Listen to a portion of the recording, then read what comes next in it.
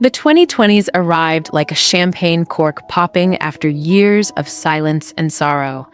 The war was over, and for the first time, women were beginning to taste independence.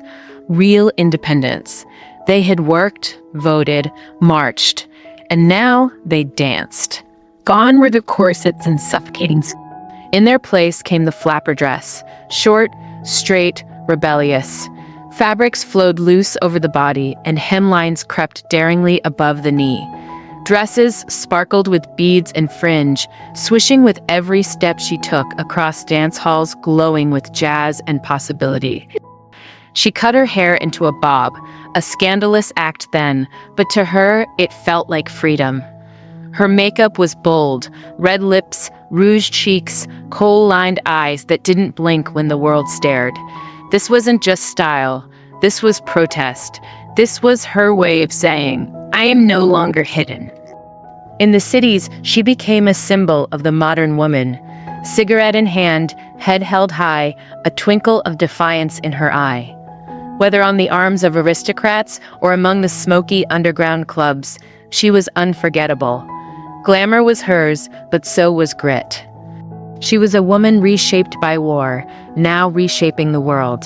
The glamour of the 20s faded into the shadows of the Great Depression, but even as the world grew darker, women found ways to shine. Elegance didn't disappear, it simply transformed. In the 30s, fashion became refined, graceful, silhouettes elongated. Bias-cut gowns, clinging to the curves like flowing water, defined the era. These dresses weren't loud. They whispered luxury. Silk, satin, and soft draping gave her presence, poise, and a quiet power. She wore gowns that shimmered on the silver screen and dreamed of Hollywood, even if she could only afford to sew her own dress from repurposed fabric. There was a kind of magic in that resilience, dignity wrapped in crepe and chiffon. Her shoulders carried the weight of the world, gently padded and structured. She didn't run from the hardship, she met it with grace. Fashion magazines promised hope in escapism, and even in hardship, she found beauty in silhouette, in line, in posture. She was still standing, still graceful, still gorgeous. The glamour of the 20s wasn't about excess, it was about enduring with elegance. Then came war again. The 40s were defined by conflict, and once again, women stepped into unfamiliar roles. They filled the factories, ran the farms, served as nurses, engineers, and leaders. And their clothing followed suit, literally. Fashion became functional, practical. Utility was key. She wore woolen skirts, simple blouses, and sturdy shoes. Her coats were structured, with defined shoulders and narrow waists. A nod to strength and femininity rolled into one. Yet even in a time of rationing, she found ways to hold on to beauty. Victory rolls in her hair, red lipstick on her lips, small acts of defiance, expressions of courage. These weren't just style choices, they were statements. We are still here. We will not be broken. Post-war, as soldiers returned, fashion softened again. Dior's new look reintroduced the hourglass, nipped waists, voluminous skirts, and luxurious fabrics. It was a romantic, almost nostalgic vision of femininity. But underneath that cinched silhouette was a woman who had seen war, endured loss, and earned her place in history. She had proven she was more than style. She was strength, stitched into every seam. The 1950s ushered in a time of dreamy optimism. Suburbia blossomed, families grew, the world tried to forget the shadows of war. And women's fashion mirrored that hopeful return to structure and softness. She wore full skirts that twirled like storybook pages, with petticoats beneath and pearls around her neck. Shirtwaist dresses, pastel cardigans, kitten heels, she was the picture of polished femininity. But behind the perfect housewife aesthetic was a more complex truth. She had learned independence during the war, and now, boxed back into societal roles, she smiled politely, yet remembered how it felt to lead. Fashion of the 50s was graceful, yes, but it was also controlled. Everything matched, everything was coordinated. Yet even in those polished looks, she found ways to express herself. Bold lipstick, dramatic eyeliner, elegant gloves. She played the role she was asked to. but on her own terms. Beneath the layers of tulle and taffeta, a quiet revolution was brewing. And then it exploded. The 60s were a revolution in every sense: political, social, cultural. And nowhere was that revolution more visible than in what women wore. She abandoned the restrictive shapes of the previous decade for miniskirts, go-go boots, and bright mod fashion in London, psychedelic waves in San Francisco, boho style in Woodstock. She was everywhere, and she was bold. Makeup became art. Hair was sculpted high or left long and natural. Twiggy's lashes, Brigitte Bardot's eyeliner, Diana Ross's glam. She marched for rights, she protested wars, she loved louder and lived freer. And with every hemline that rose, every color that clashed on purpose, every daring look she rocked, she said, "I am no longer dressing for your approval." She was done waiting. This decade, the 70s gave her permission to be wild. Fashion lost all rules, and she reveled in it. She was a bohemian goddess one day, draped in flowy maxi skirts, suede vests, and embroidered tunics. The next, she was a disco queen, wrapped in lame, glitter, and glam that caught every light. She wore flared pants and platforms, gold hoops and afro picks. She embraced natural beauty, cultural roots, and expressive power. She layered fringe over crochet, feathers over denim, silk scarves over everything. Fashion in the 70s wasn't about fitting in. It was about letting go. Letting go of perfection, letting go of limits, letting go of who she was expected to be, and becoming who she wanted to be. The dance floor was hers. The field was hers. The runway, the revolution, the love, the chaos, all of it. Hers. Boom. The 80s came crashing in, bold, brash, and unmissable. She was no longer just part of the conversation. She owned the room, and her clothes made sure everyone knew it. Power suits dominated.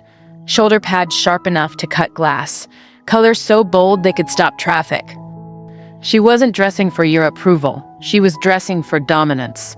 Neon ruled the streets. Spandex ruled the gyms.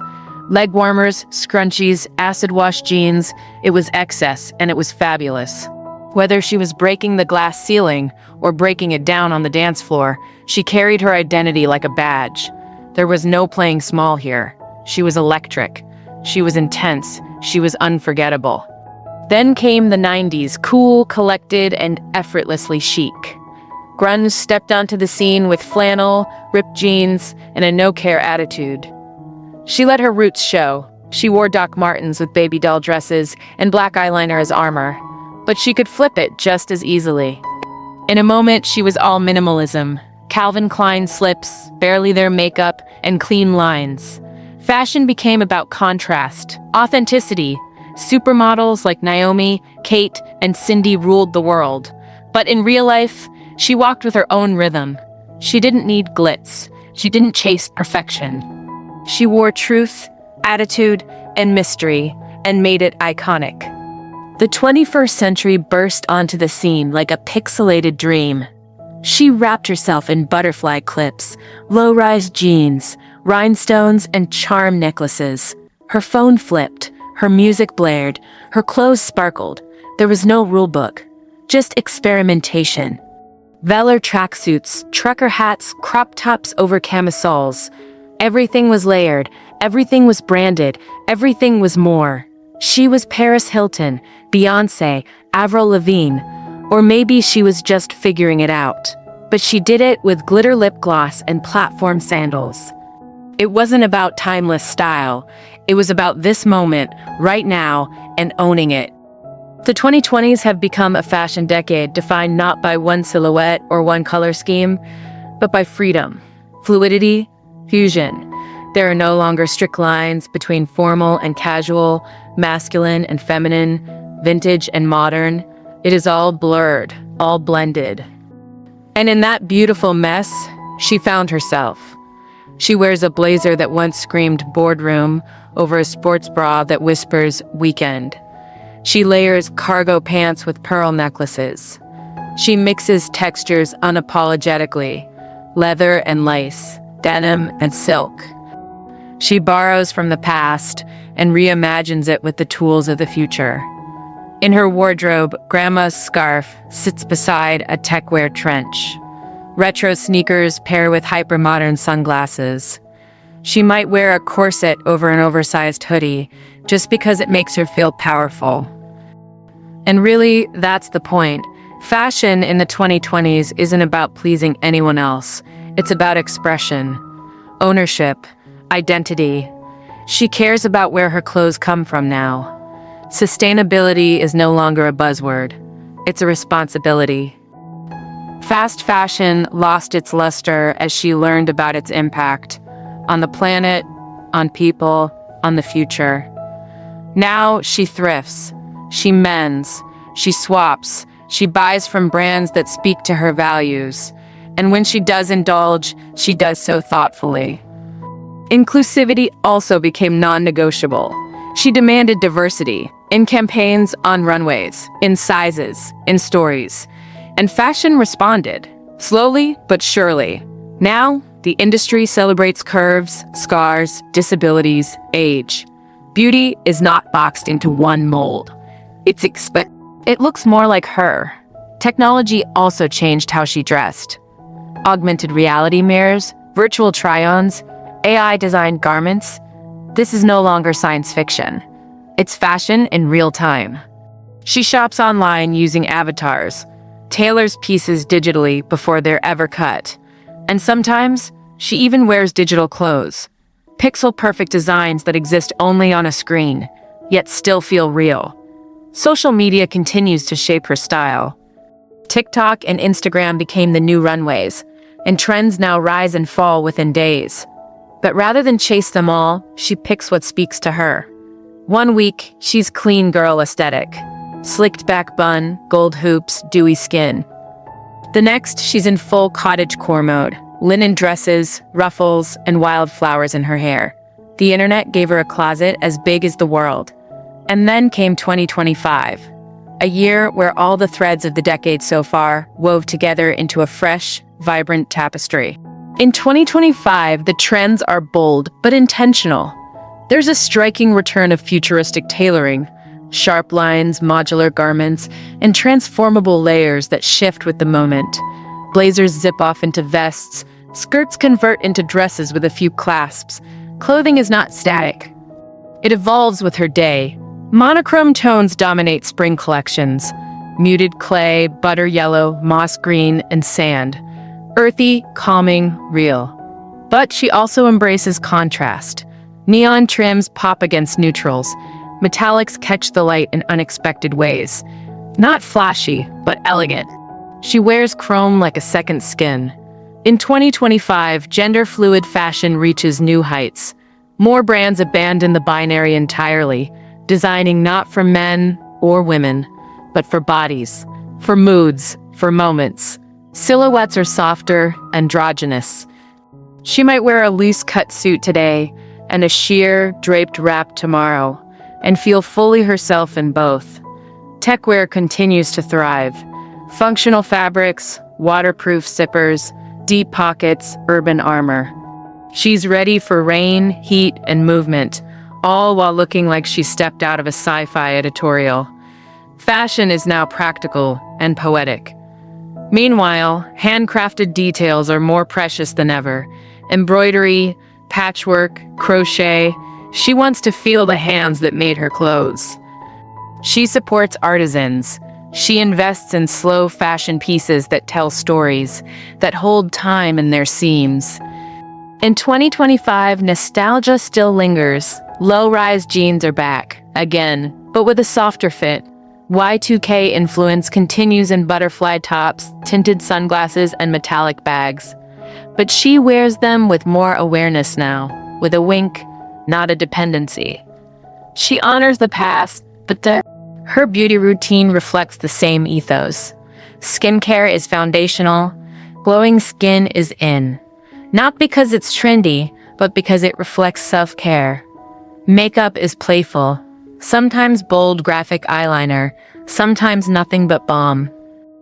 Hair is everything, from sleek buns to wild curls, braids to buzz cuts. She chooses, she changes, she experiments without explanation. She dresses for her own gaze now. The mirror is no longer a battleground, it's a canvas. And perhaps that's the most profound. In 2025, fashion is no longer just about the outside. It's about how it makes her feel. Powerful, beautiful, soft, strong, whole.